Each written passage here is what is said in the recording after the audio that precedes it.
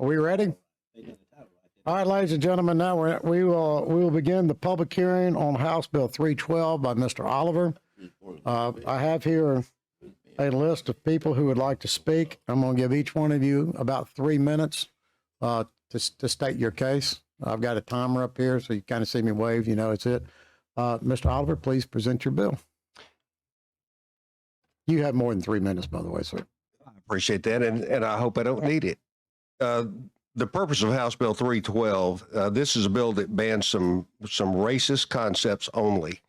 We are fighting for a colorblind America, and we believe it is an abuse of power to subject students or employees who are in a subordinate position to learn racist concepts from some who are in a position of authority and influence. And that's really where we're going with this bill. The purpose is not just to ban the teaching of CRT, which everybody's heard a lot about. It is to protect the freedom of speech and thought and ideas of students and any state employee. Now, how are we going to do that? Well, we've got some concepts that we have put into this bill. And for anyone that has read the bill, then you understand it's pretty clear. And what it does, it gives you the boundaries, both for state employees, for K through 12, and for higher ed. Simply, that's what the bill does. I think it makes it easier for teachers to understand what's permissible and what's not. It doesn't keep you from teaching anything that you already teach, except in K-12 where you have a already mandated curriculum. In other words, it's to simplify the things that we think are acceptable and still protect First Amendment rights. And the bottom line of this bill is to uphold the Civil Rights Act of 1964. Anyone have any questions? Well, Yes, sir. now, Mr. Rogers? I'm going to start off. Yeah, turn on your microphone. I want you to understand that you talking about this bill has been all over Washington, it's been everywhere. It's been talked about all over the world now about this incident. The CRT is not like history now. You understand that, right? Yes, sir. Okay. All We're right. not talking about Black history, I don't think. I know, but what you saying? Are you saying you think it ought to be taught, or it shouldn't be considered at all? Or, what your bill do? Are you just trying to say to bring it to our attention? No, what we're trying to do is we're trying to teach our kids to be colorblind. Okay, well, tell me, how does the concept of teaching them about what happened in Oklahoma or what happened in Florida make them not colorblind? I mean, colorblind. If you want to be colorblind, you're gonna be colorblind anyway. But what does that do is by teaching the concept?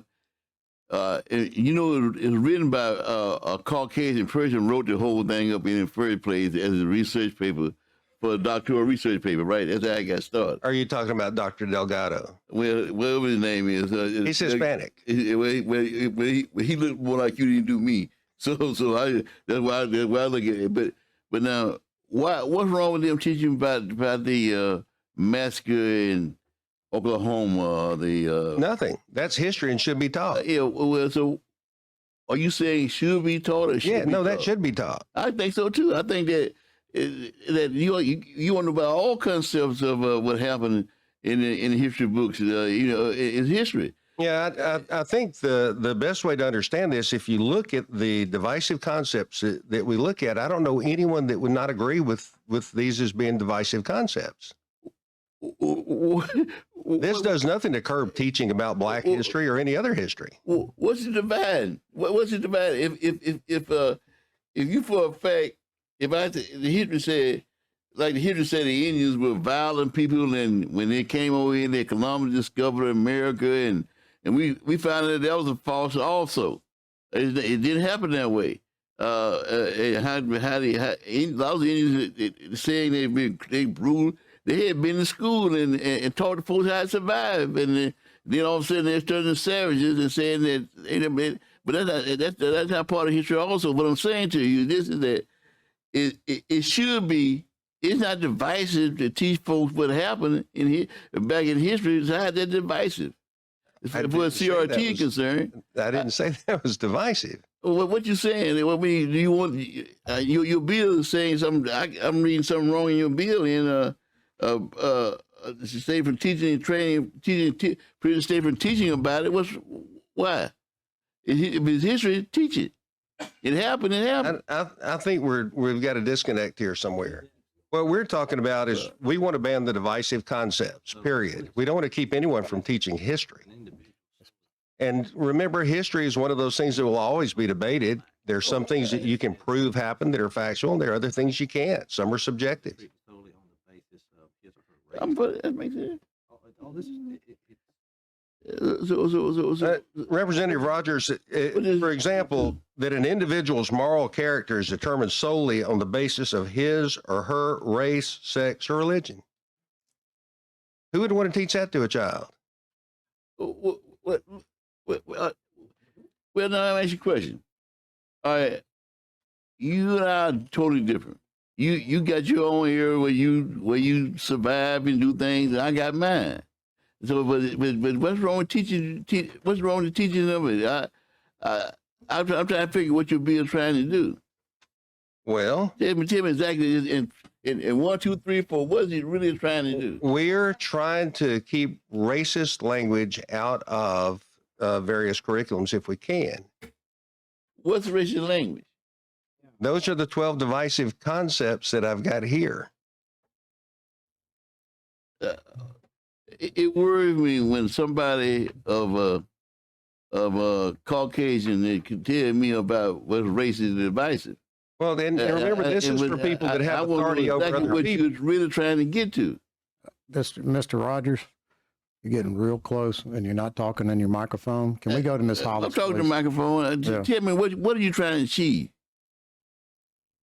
I thought I just got through that. The purpose of this bill is to try to ban some racist concepts that we would like to see limited or not taught at all in schools, depending on where you are, and certainly not subjugate or have people subjugated that are employees, particularly state employees, is what we address in this bill. So once again, we are fighting for a colorblind America, and we believe it is an abuse of power to subject students or employees who are in a subordinate position to learn racist concepts from someone in a position of authority or influence. All right, racist. What do you consider racist concept? They are written in this bill. Those are not a racist concept. Okay, go ahead. I mean, The divisive concepts in this bill. Let me let Ms. Hollis ask him questions now. She's been very patient. Thank you. Thank you. I have several. that makes sense. Right. Number one, I would like to know what are the problems that we're having in our schools right now, and what is divisive concepts, and where is that currently being taught? Because I'm really trying to get an understanding, because and you speaking of having a colorblind world, and no one more than me would love to have a colorblind world, but it's not a reality. Not in my world, it's not. So those are some of the, and I got a few other questions for you too, but let's start off with what are the problems within our schools now? And when you talk about this divisive concepts, where is that, where is it being currently taught? Well, first of all, most folks relate this to CRT, critical race theory. Mm-hmm. Their language is malleable, so it changes. There's all sorts of things that are being taught in different names that are basically the same concepts. These are all based on the same principles that Dr. Delgado came up with in the 70s. It's something that stayed in hibernation for years and years and years, but in the last couple of years has reemerged. As we see it now, it has infiltrated virtually every school system we have in some form or fashion. Now, no curriculum in the state of Alabama currently has any CRT training per se. So can you give me an example of a school subject matter that has deceptive concepts and divisive concepts in it? I will tell you that there's one superintendent of education who said she will continue to teach this regardless of what Teach bill what? it is. These concepts. Can you tell me I know you keep saying this in the bill, but can you publicly tell me what are your concepts? The concepts are that one race, sex, or religion is inherently superior to another race, sex, or religion. That this state or the United States is inherently racist or sexist. That an individual solely by virtue of his or her race or sex is inherently racist, sexist, or oppressive, whether consciously or unconsciously. That an individual should be discriminated against or receive adverse treatment solely on the basis of his or her race. That members of one race should attempt to treat others differently solely on the basis of race. That an individual's moral character is determined solely on the basis of his or her race, sex, or religion. That an individual, solely by virtue of his or her race, sex, or religion, bears responsibility for actions committed in the past by other members of the same race, sex, or religion. That fault, blame, or bias should be assigned to a race, sex, or religion, or to a member of a race, sex, or religion solely on the basis of their race, sex, or religion. I continue. Okay, well, on while you're reading, on page 4, line 3, what does it mean when you state to work harder solely on the basis of her race? Wait a minute, of his or her race or sex. What does that mean? That talks about competition. That any individual should be assigned to accept, acknowledge, affirm, or assent to a sense of guilt, complicity, or a need to work harder solely on the basis of his or her race or sex. Okay, and in your own words? That because I'm one particular race or sex, I have to work harder to achieve the same thing that someone else does. I've been doing that all my life, sir. All my life. I had to work hard at everything I do. And whatever I want to reach or how I want to go, I've had to work hard as hell to get to some places. And I don't worry about ever sitting at a table because I bring my own chair. Because if I don't bring my own chair, I'm not going to get there. So when you speak of that, I've been doing it all my life. And how can I be blind to that or blind to telling my children or my grandchildren where I come from as well as their grandparents and their grandparents, and to teach and to let our kids know where they come from, how did they get here, and blossom them with the tree that they come from is just unrealistic to me to not be able to teach our children that. So I have more questions for you, but I don't want to take it because I can take up. It's my time, sir. I can take up probably a whole day on this issue right here. You know, because it bothers me, and you know, these 2 days been hell around here. You know, and no, you don't. No, you don't, sir. You do not. You do not understand. I promise you don't. Ms. Holland? I'm just, yes, sir, Mr. Chair. That's fine. I'm tired. But I did say that I was going to let someone else speak because I do have other questions. And I know that we trying to get in session, and I know that we tight on time and everything, but you shouldn't have put this bill last, sir. You know, so, okay. I would ask you to look at what that line actually said, though, that any individual should be asked to accept. I agree with you 100%. Mr. Chairman. Yeah, let me just state this real quick. Ladies and gentlemen, when I set this meeting and all these bills, we were supposed to go in at 8:30 this morning, and I did this on purpose so we could sit here and go through all this and not be under a time crunch. Unfortunately, they switched on me and said, we're going in at 4, not 8:30. So you got to hurry up. And I'm like, well, I've got an important bill that I've got a lot of people that want to hear from. And I'd like to remind the members of the committee, we are not voting on this bill today. The members of this committee are going to have all the time in the world to debate this bill and discuss this bill and ask questions. What I would like to get to is the public, because I've got, That was my comment. yeah, 11 people here from the public that want to talk about this bill, and I think it's important we hear from them. And I asked the members to let us debate it in our next committee meeting. You know. Whenever this bill here come up, it's gonna be divisive. Whenever this bill come, whenever you bring it up here tomorrow, the next week, next year, it will be just as divisive to us, to me, whenever it comes up. Because the fact that I just mean, like, first of all, when I look at the bill, I look at 2, 3 things. I look at the sponsors. I look at the bill, I read the bill, I know what the bill be about. I can tell what the bill gonna do when I look at the sponsor. I'm just gonna tell you. I didn't even mean lying to you about it. Mr. Rogers. I believe that's a divisive concept. Yeah. Hey, let's- divisive go back. All right, Mr. Rogers, listen. The members are going to have ample time to debate this bill. I can assure you that. But let's get to the public hearing, ladies and gentlemen. I'm up here frantically working this out for all of us, but I'm gonna hold y'all to 3 minutes, the same I did everybody else in the public hearings. So with that, I'd like to call Veronica Curtis Ritchie. Thank you, Miss Ritchie. And at 2 minutes, I'll kind of give you a little heads up. Good afternoon. Ladies and gentlemen, let me first express my appreciation for the opportunity to address this distinguished body. My name is Veronica Curtis Ritchie. I am a retired educator, having served the Huntsville City Schools for 34 years, very successfully. I've taught in the classroom as a special education teacher, working directly with the minds of young people. I served as a school counselor, as a curriculum specialist, where I was charged with mentoring other teachers in the area of curriculum. I was also the drug education coordinator for the entire Huntsville City school system. I'm deeply concerned about the impact House Bill 312 will have on teachers and the students in their charge. Education is about facts and truth. Facts rightly understood and interpreted result in the truth.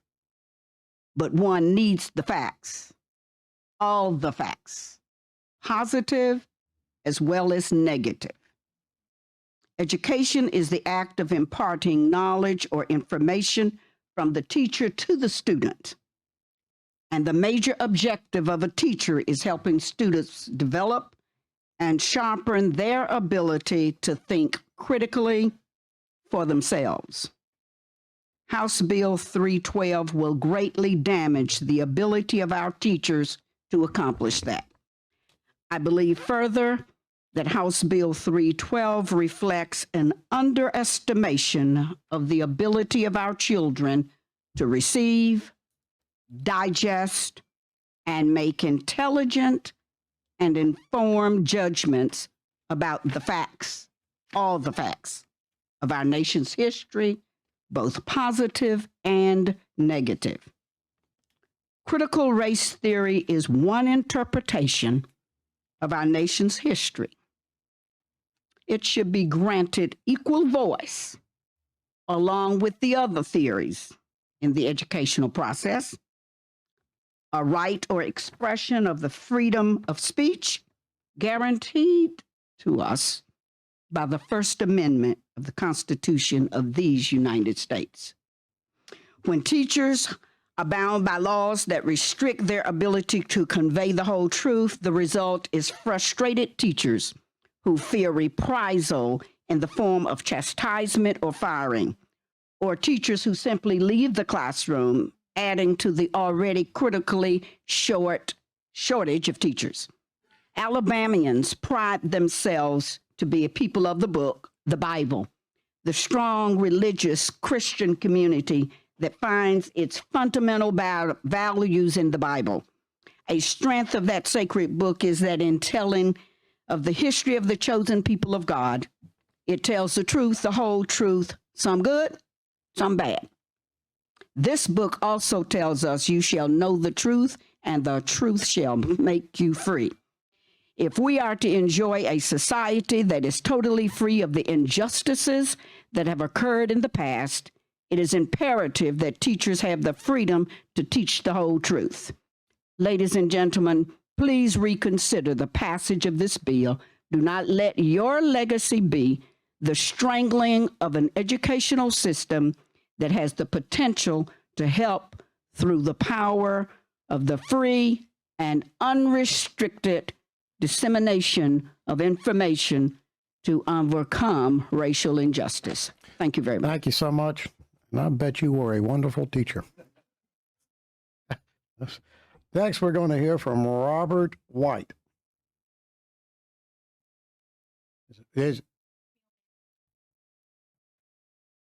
Oh, I'm sorry.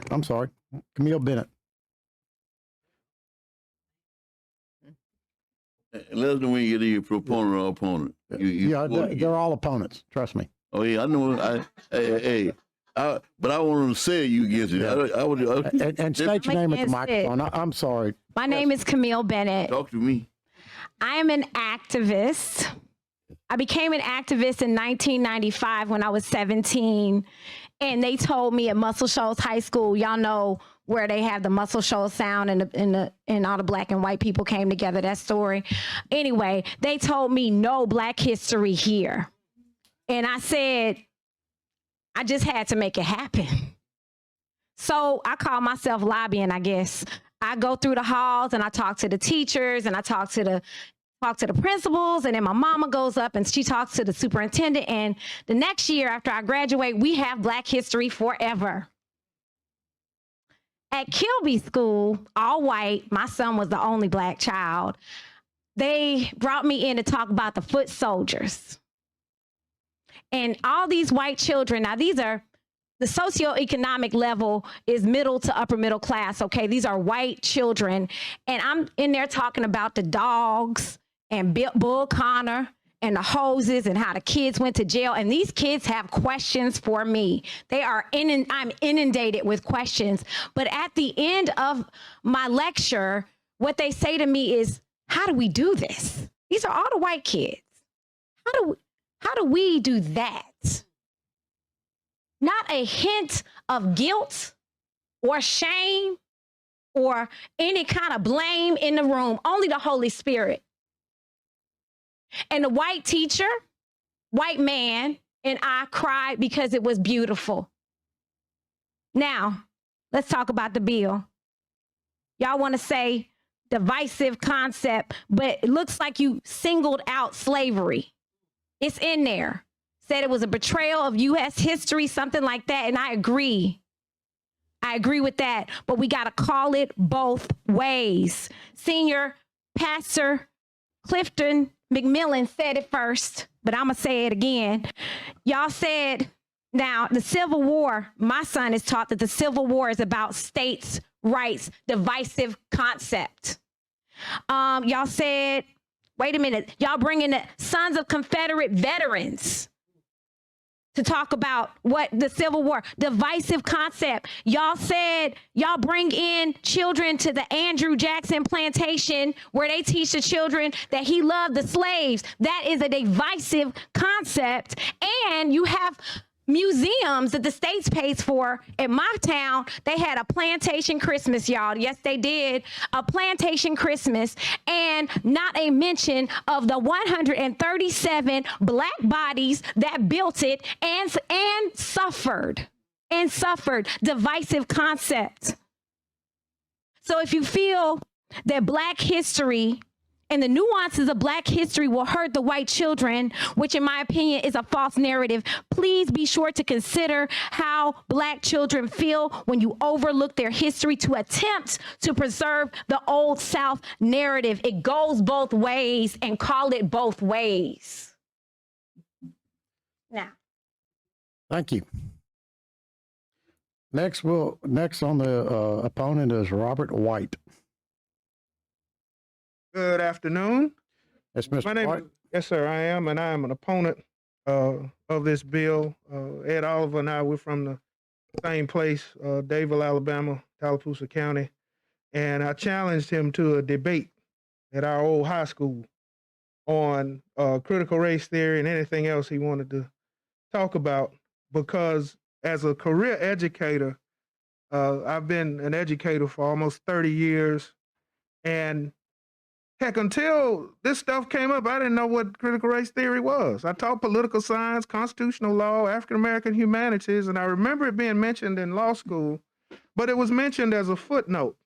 But this is an excellent opportunity to bring up things that typically would not be brought up had it not been for something like this coming up. So in dealing with this bill, I represent a lot of educators that are very concerned about this because it seems to hinder and punish public discussion and academic and scientific analysis, which is the fundamental aspect of our republic.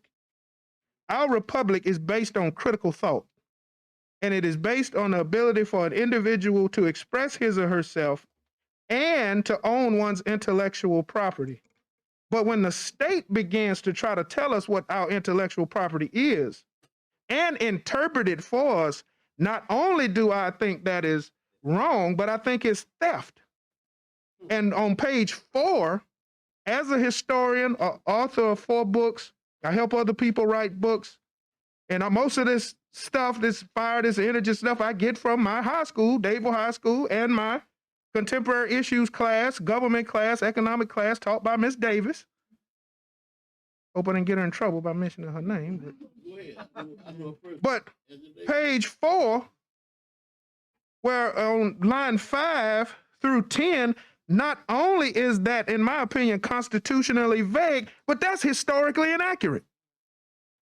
It is historically inaccurate to say, in my opinion, that slavery and racism are anything other than derivations from betrayals of or failures to live up to the founding principles of the United States, which include liberty and equity.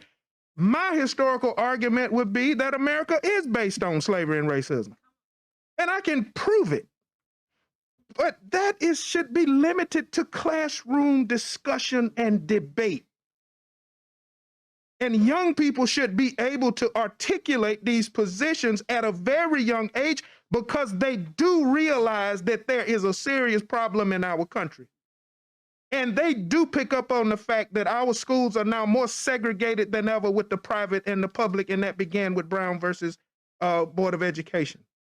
But to eliminate the opportunity for the discussions to be had purely because the concepts were reflected in a theory that was presented by Delgado, when there's never really been any attempt to analyze or evaluate what Delgado was saying, when Derek Bell was the one that brings it to the forefront, when Derek Bell was the one who used critical race theory as a measure to determine the amount of racism in any given environment because so many people were being discriminated against, I think these things should be taught, but in an academic, objective manner, which lines 5 through 10 eliminate because they give us a premise that is historically wrong or could be given the information that we have available. So I want to thank you for allowing me to speak. I'm a Southern Baptist pastor, and the Southern Baptist Association fumbled this miserably because they didn't know that critical theory was also taught in seminary. It just was not taught in dealing with race. So they're going to have some problems too. But I hope that this bill is a wake-up call for us to revisit education and to reinvest in the future of our young people. Thank you so much. Thank you so much. Ladies and gentlemen, anybody knows me knows I'm a stickler for the rules. And right now, we're going to have to recess. We're going to wait here so the House can go into session.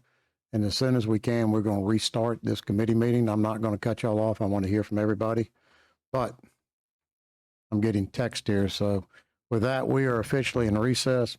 Text the speaker that we're in recess and let us know when we can start again, okay? Sorry about that, but just I got put in this box and I'm trying to figure out how to get out of it and let all of y'all have your time here to speak. So it's going to probably be at least 10 minutes, if not longer, 10 or 15 minutes. Yeah. Let me thank you, Chairman, for being fair and letting everybody's opinion. Thank you. Appreciate it. Yeah, I appreciate it. An adult about the race massacre in Tulsa, Oklahoma, a shameful near genocide event that occurred on U.S. soil. But let's not forget about what's happened in Alabama. An example that, off the top of my head, the race massacre in Utah, Alabama in 1870, among other examples that involve every corner of this state that are never taught systematically to generations of students, including my own. Alabamians have committed and experienced racially motivated bombings, lynchings, and cross burnings, all within living memory. Built-in inequalities in home ownership, education, and healthcare contribute to ongoing disparities in Alabama and elsewhere throughout the nation. The recent murders of Ahmaud Arbery and George Floyd and others are tragic reminders that we still have so far to go. We must all understand our own history is sometimes painful and flawed, but we must learn to embrace to be better as a people. The Roman philosopher and orator Cicero said it best: to be ignorant of what occurred before you're born is to remain always a child. I want each of my students to become critical thinkers and educated adults.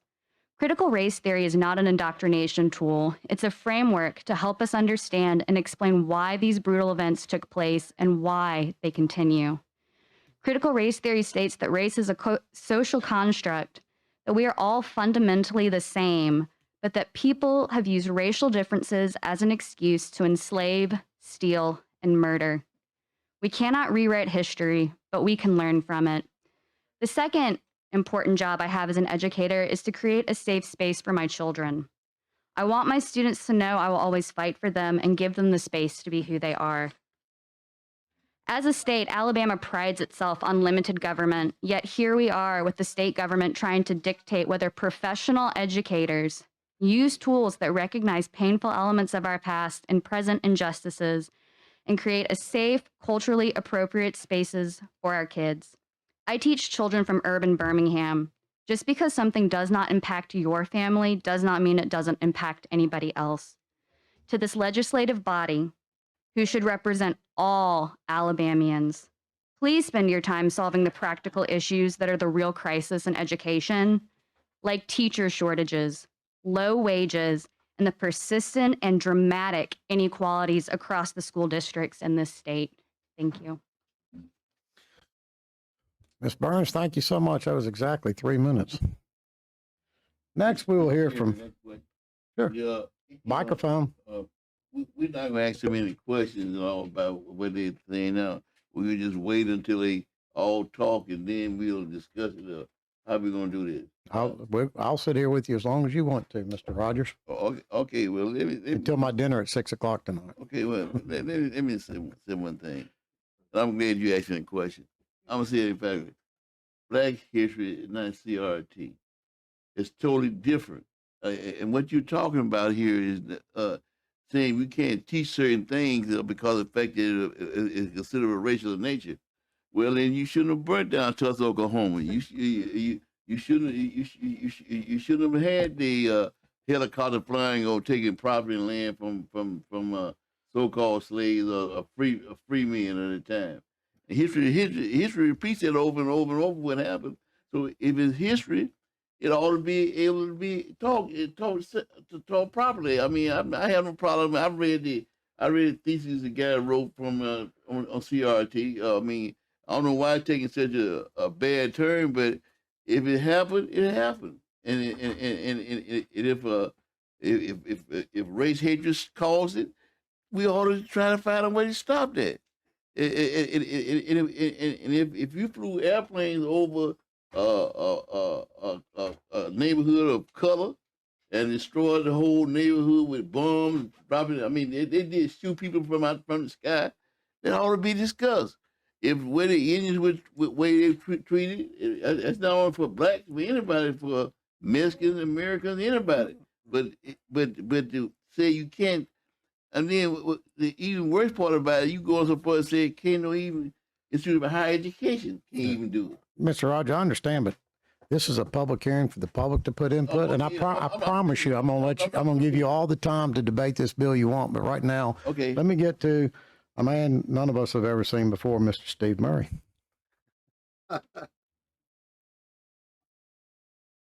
Thank you, Mr. Chairman and members. I'm Steve Murray. I'm director of the Alabama Department of Archives and History. I bring to you two concerns about HB 312. The first is that it will inject fear into the K-12 classroom, further reducing the precious amount of time spent on history and civics. The second is that it will constrain standards and curriculum in such a way that they offer incomplete, flawed understandings of our constitutional system. I understand that legislation on this topic will advance this session. I respectfully encourage you to remove item K on page 4 regarding slavery and racism from the definitions of divisive concepts. Since 2017, the Department of Archives and History has delivered professional development institutes and social studies to nearly 1,400 K-12 educators representing every public school system in the state, as well as numerous private schools and homeschool networks. For decades, we have offered school field trips and workshops to teachers on specific topics. During my 16 years at our agency, our staff have never encountered an Alabama educator who seeks to use history or civics to set one group of students against another or to teach students to hate their country. What we do encounter are educators whose preparedness to teach social studies varies widely from excellent to ill-equipped. Most tell us that they have few opportunities for professional development and insufficient time in the classroom day to give history and civics the attention they deserve. Vaguely worded legislation against divisive concepts will do nothing to excise CRT from the K-12 classroom because it is not taught there, as Dr. Mackey has confirmed. But such laws will have consequences, creating apprehension on the part of educators who rightly will worry that a perfectly appropriate lesson on slavery or civil rights could prompt a deluge of criticism or even the loss of their job. Some teachers will conclude that teaching about discrimination in any form is too difficult, or they will reasonably conclude that the state has imposed a ban on all but the sunniest aspects of American history. A basis for that conclusion would be found in item K on page 4 of the bill. This is HB 312's mandate that slavery and racism are to be seen and taught only as deviations from, betrayals of, or failures to live up to the founding principles of the United States.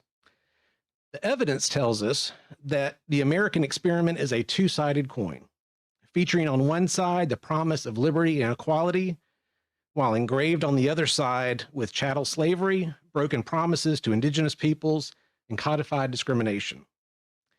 The existence of the reverse side of the coin should not displace the founding principles in our image of America. It's important to be clear about that. But it must be examined alongside those principles as a core part of the American experience and not merely a regrettable deviation from an otherwise ideal progression of the nation's development. This is difficult work, but the outcome is a healthy patriotism that acknowledges the faults in our history while remaining committed to the process of building a more perfect union. Please consider removing item K on page 4. Thank you. Thank you, Mr. Murray. Yeah, well, but let's get to the public hearing. John, I promise you I'm going to let you do it, but let's bear with me. Go ahead. I want to ask him a question. Well, we'll get to it. Now we'll hear from Beth Hunter.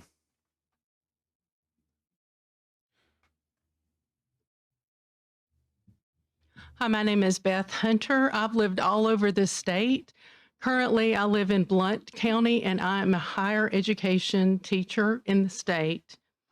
I'm really concerned about HB 312. It greatly impacts my ability to teach fact-based history. This bill does an injustice by proposing whitewashing our history. Students look to us to help them understand history. Why Rosa Parks didn't give up her seat. Why the 3/5 clause was legal.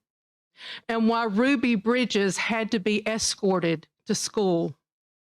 This bill restricts what I can teach and say, which is counter to the First Amendment.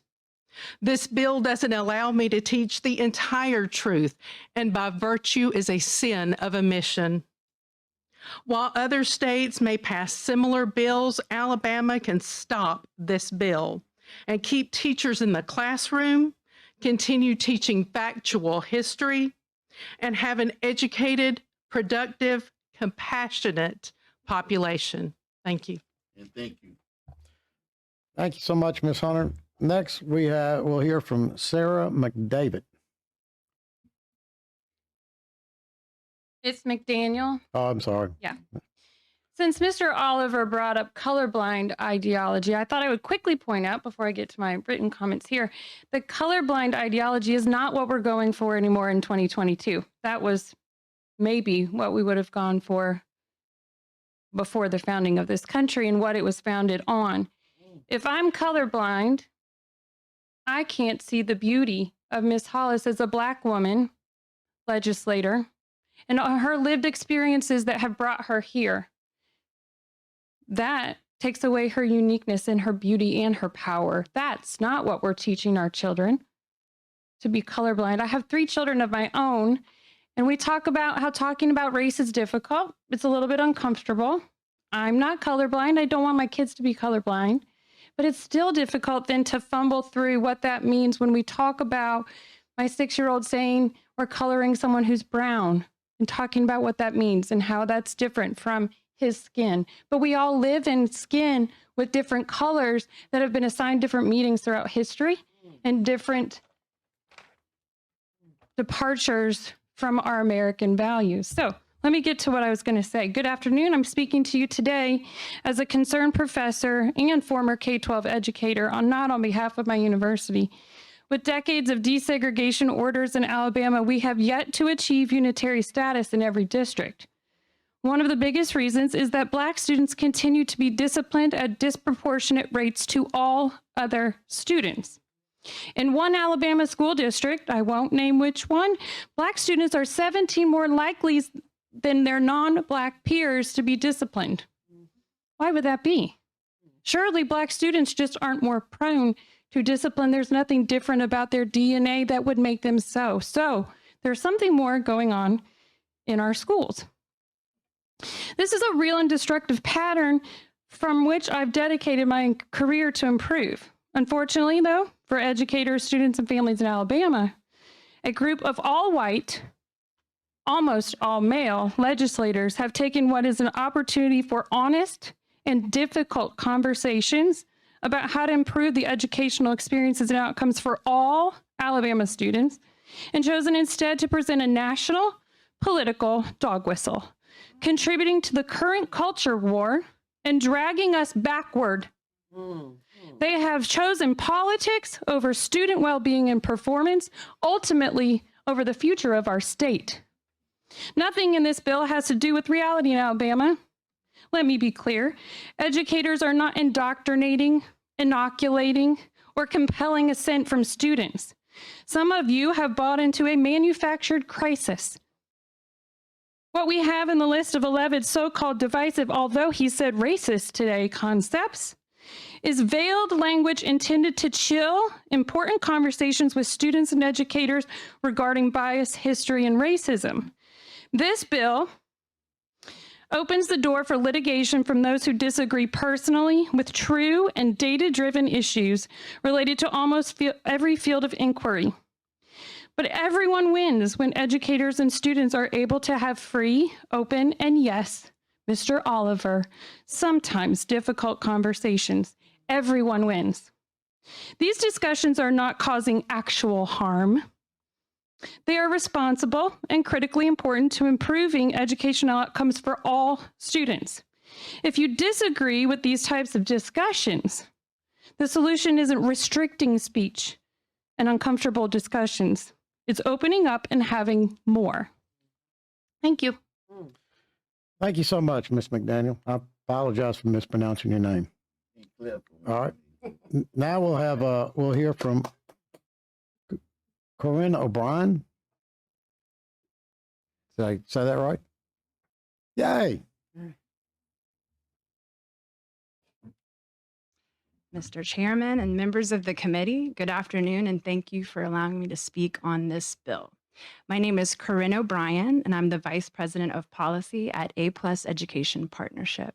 I'm also a lifelong public educator, middle school math teacher, and assistant principal formerly.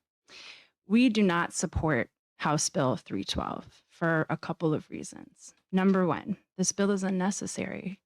The Alabama State Board of Education has already committed to ensuring that the divisive concepts outlined in this bill are not taught in Alabama's public K-12 schools. Even before that action by the board, these concepts were not and still are not a part of the nationally recognized social studies course of study, which is approved by our State Board of Education. Second, there will be serious unintended consequences in the classroom that will place a difficult burden on our educators that are already stressed to the max.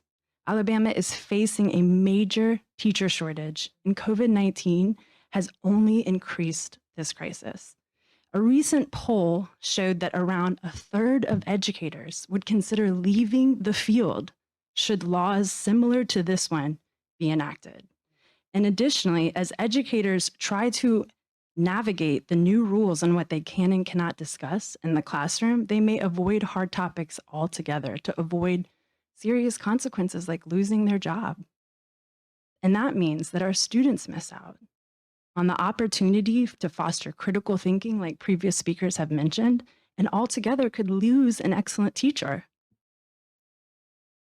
Finally, public conversation about bills like the one we're discussing here today, coupled with the stifling of classroom discussion, will have negative impacts on the lives of, negative impacts on students who belong to historically marginalized groups. Our schools should be a place where students come together to learn from, with, and about each other. We want our schools to create engaged, educated American citizens who can think freely and engage with a wide variety of thoughts and ideas. Age-appropriate guidelines are certainly necessary and important, but banning any idea, symbolically or explicitly, restricts our students from having conversations in their classrooms about current events, as well as learning from our past, both our successes and our failures. We should prepare and trust Alabama students to maturely, rigorously, and accurately discuss difficult subjects and be able to learn lessons that will brighten our state's future. Thank you. Y'all are amazing. Y'all are hitting 3 minutes almost exactly every time. Now we'll hear from Bernard Smileton. Bernard? Yeah. I should know it because I think I've seen you before. You may have. Yes, sir. On a wanted poster somewhere, probably. I think we're standing at that podium. Good afternoon, Mr. Chair. I have some handouts. Could I pass them out now or later? Pass them out later because I don't want you to interfere with your 3 minutes. Okay. Well, she was going to pass them out. Oh, she can, yeah. Okay. And I will continue while she's passing those out. Again, good afternoon to everyone. My name is Bernard Simulton. I'm president of the Alabama National Association for the Advancement of Colored People, better known as NAACP. I offer my remarks today on behalf of the NAACP as well as the NAACP Legal Defense and Educational Fund, which is a separate organization. America and Alabama have a rich history that must be taught to all students. Slavery and civil rights movement are part of Alabama history. We cannot deny that. The tragedies and triumphs that took place in Alabama, from Montgomery boycott to the Selma to Montgomery March, awakened the entire nation to the reality of racial injustice in this nation. The vagueness of HB 312 is likely to cause confusion in Alabama classrooms, causing teachers to eliminate discussions regarding the important realities of Alabama history for fear of violating the law. We are also afraid that due to the ambiguous nature, move the microphone a little closer. People are what? Thank you. okay, due to the ambiguous nature of the language, the implementation of this bill may look different from city to city and from county to county. Educators should not be expected to teach on the unclear rules that may require them to sacrifice accurate teachings. Educators who fear that important but different concepts could result in guilt or anguish may completely abandon the subject. Indeed, reports have already surfaced indicating that educators are confused as to the prohibition of a recently adopted Board of Education resolution, which addresses issues similar to those contained in HB 312. HB 312 may conflict with current state standards. For example, high school social studies standards require discussion regarding the abolitionist movement, the Ku Klux Klan, the Great Migration, and Freedom Riders, among others. In order to develop lessons in alignment with Alabama state standards, educators must be free to engage students in robust and thoughtful discussion of topics pertaining to racial inequities in America. We implore this committee to support racially inclusive school curricula and protect the ability of the students and educators to engage in robust discussion encompassing the full spectrum of American history. A quality education must include an accurate and honest accounting of history to provide students with the skills and tools to become analytical thinkers and the next generation of leaders. Therefore, we urge this committee to reject this proposed legislation. And if Representative Oliver really wants to remove divisive concepts, I think we can start with the removal of the Confederate statues that grace so many of our public buildings in the state of Alabama and across this nation. Thank you. Thank you so much. I appreciate your speech. I believe you testified in front of me at the reapportionment committee. Okay. I believe your thing was written by the lawyers that are suing me.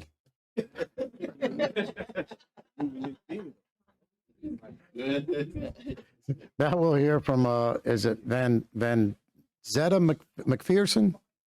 Van McPherson. My aunt is McPherson, I'm sorry. All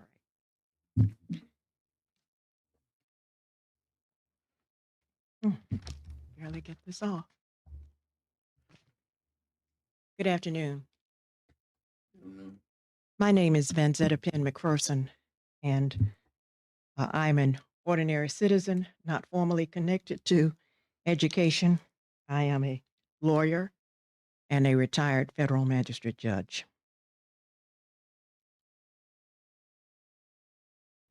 Last night, I did some unlikely bedtime reading. I read Alexander Stevens' cornerstone speech, the speech he made in which he declared that the proper status of the Negro in our form of civilization is beneath the white man and subordinate to the white race. So when I read this bill, I looked at it and analyzed it as a lawyer would. And I hope that by appearing before what is in essence a legal forum, that you will follow along with some of the analysis that I did. First and foremost, and this is an overarching consideration, House Bill 312 is itself evidence of a fundamental legislative lapse.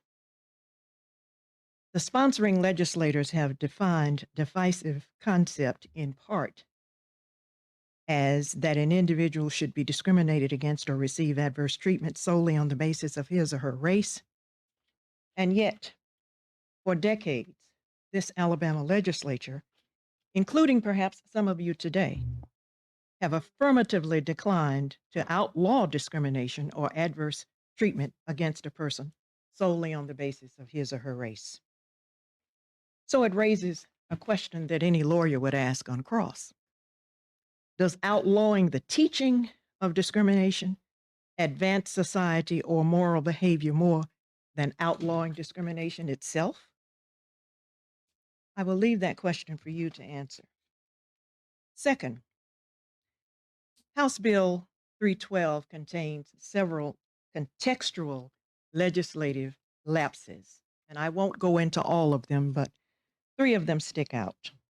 First of all, it outlaws that teaching that one race, sex, or religion is inherently superior to another race, sex, or religion, but it does not, on its face or in practice, outlaw the teaching that in the United States and in Alabama, the laws, customs, traditions, and lifestyles of all persons were governed by racial concepts.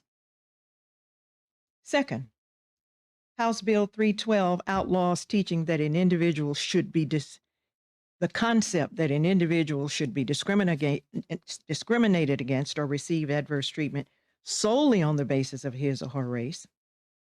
But it does not outlaw teaching that in Alabama, that was precisely the socio-political and legal status quo throughout nearly 3/4 of the 20th century.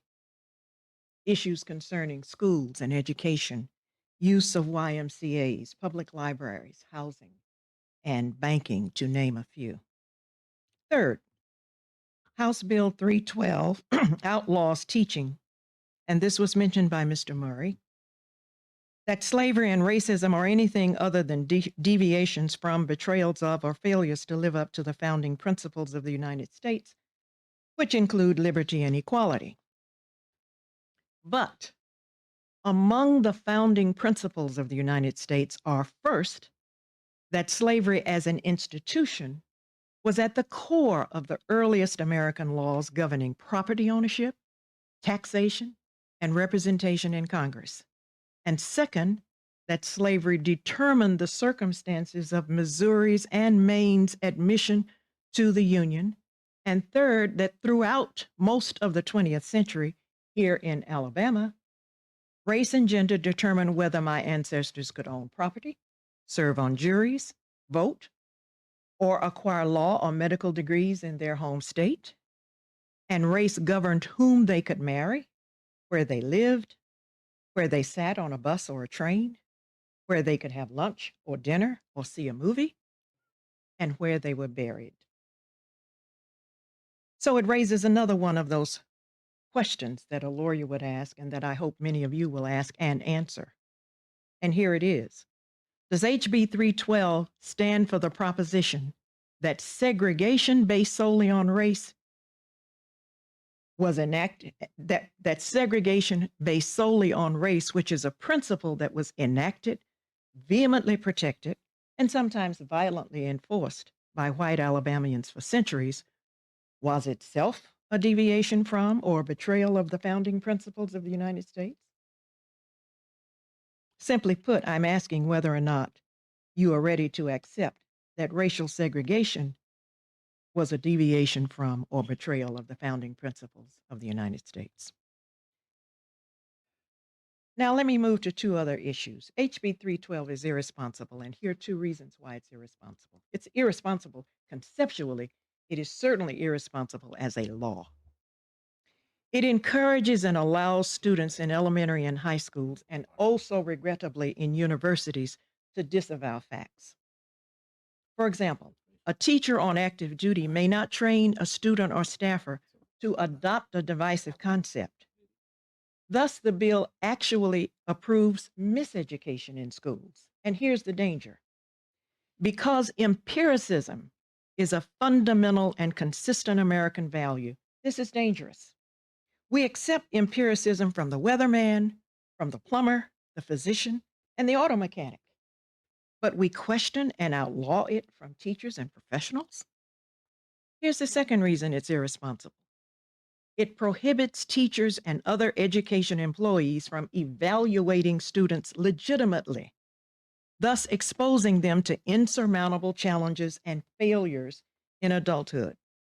Example, a teacher on active duty, according to the bill, may not compel students to assent to divisive concepts. Thus, a teacher may not mark a test answer as incorrect if a student inserts his opinion in disregard of empirical fact. Here's the danger. An opinion on an 11th grade history test in Montgomery County may be okay, but it is not acceptable on the SAT or the ACT for admission to college, and it isn't acceptable on the GRE or admission to graduate school. Regrettably, I harbor no illusion that my comments today will defeat passage of House Bill 312, but its passage would be a mistake. And I believe that when mistakes are willfully made, they should also be knowingly made. I will leave 2 copies of my comments. You know what? You went considerably over 3 minutes, but I was not about to stop that. Well thought out. That was a very well put argument. And you're an attorney. I would not cross you in the court of law. And I would not want to debate you. Our last is Mr. David Carter. You have 3 minutes, but Thank you very much, Mr. Chairman and members of the committee. My name is David Carter. I teach a little bit up the road, and I think what I do is teach divisive concepts. I've been doing it for about 25 years here in Alabama, for 22 years before that in the state of Maine, and before that in North Carolina. And the people at the podium before me have been so much more eloquent that I really just want to take a moment or two to speak from the heart and to talk about two things.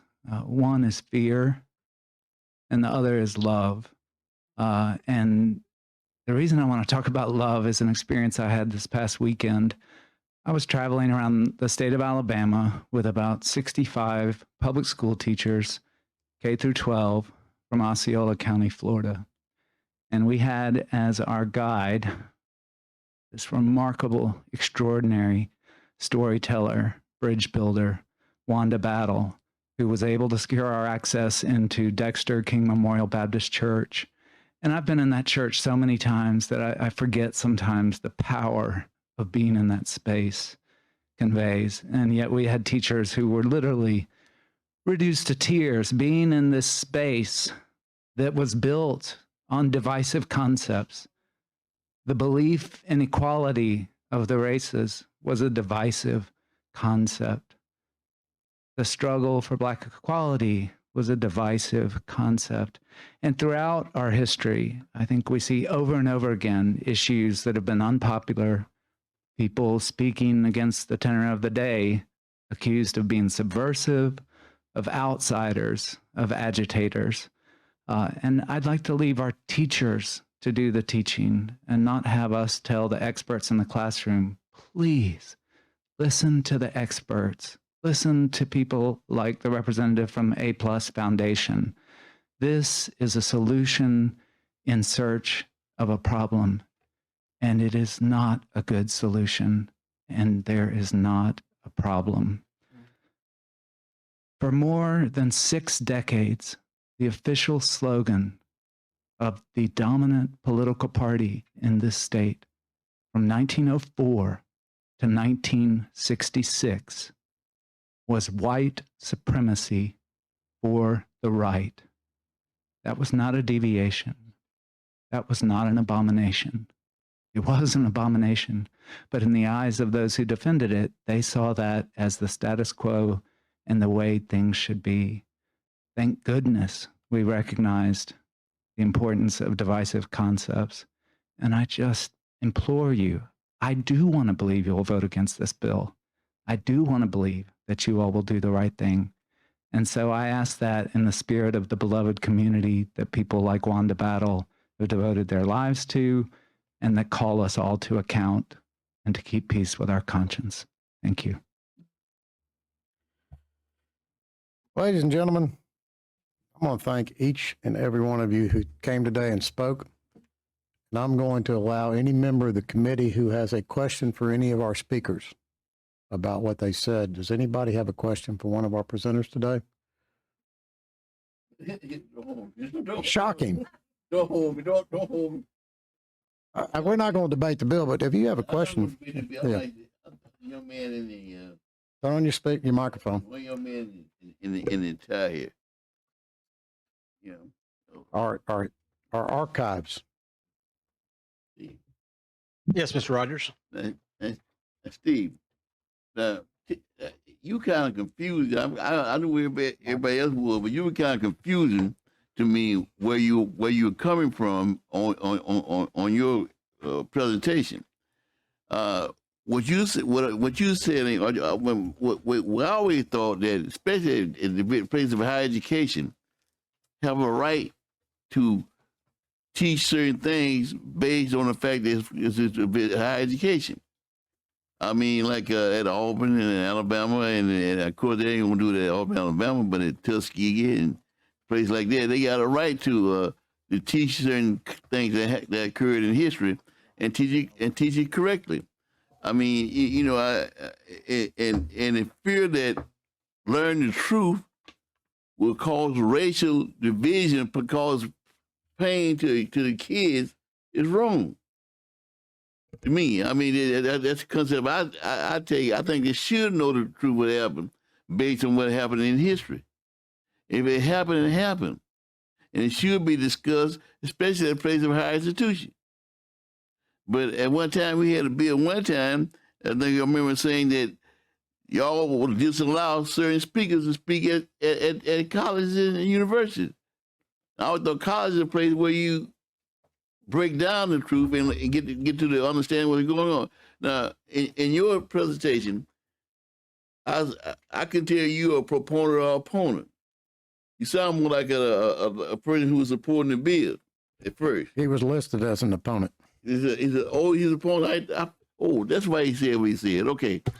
And now you opponent of the bill, but you kind of left me wondering where you really came from. I'm sorry for that, Mr. Rogers. I didn't mean to leave any doubt about that. I don't think this bill is good for history education in our state for two reasons. Okay. It will inject fear into the classroom, and as several other speakers have said, it will lead to teachers spending more time trying to determine where the mines are in the minefield, so they don't step on them and inadvertently get themselves or their school in trouble. Then they will spend time preparing good lessons in history education and civics. The other reason, as several people have mentioned, is this language about the definition, defining racism and slavery only as deviations from or betrayals of the American values of freedom and liberty. And the point I was attempting to make is that we cannot separate those two aspects of the American experience. And we should not see those as deviations or exceptions to our country's founding, but as integral components of it, that we have a responsibility to understand and explore fully, and to teach to our students that they need to understand that fully in order to have a complete appreciation for American history. Well, you know, I'm going to tell you right now, you know, the concept is a lot of things I didn't know. I lived through this stuff back in the 40s and 62. Like I lived through it. I can explain. I knew like most of the people who were involved in this. I know them personally. Yes, sir. From King on down to the people and some people who live in Oklahoma, and I always got this fear that the CRT should be taught.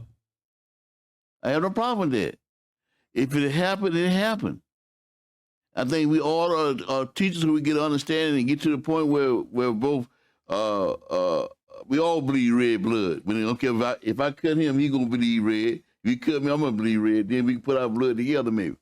Then we come up with a good answer.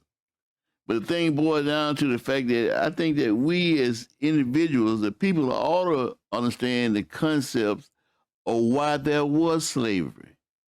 What happened with the concept? Why were we brought over from Africa with our own? We were kings and queens of our own country and made subservient. We ought to understand that. That concept ought to be taught and we look at it, so to speak. Why did they burn down a affluent town because of the fact there was some concept they had? Why did they do this? What was the concept there? Those kind of things I think we need to learn. All right, Mr. Rogers. And use it for positive. All right. Let me ask, is there anybody in this room that was not recognized to speak that would like to say something real quick? Anybody from the public? Anybody on the committee? Will the public be back to ask questions too? When we bring the bill up in front of the committee, the public's always welcome to come to my committee. Yes, yes. I'm never going to deny the public access to my committee. Ladies and gentlemen, with this public hearing is now closed. Now, thank you for your attendance and your participation.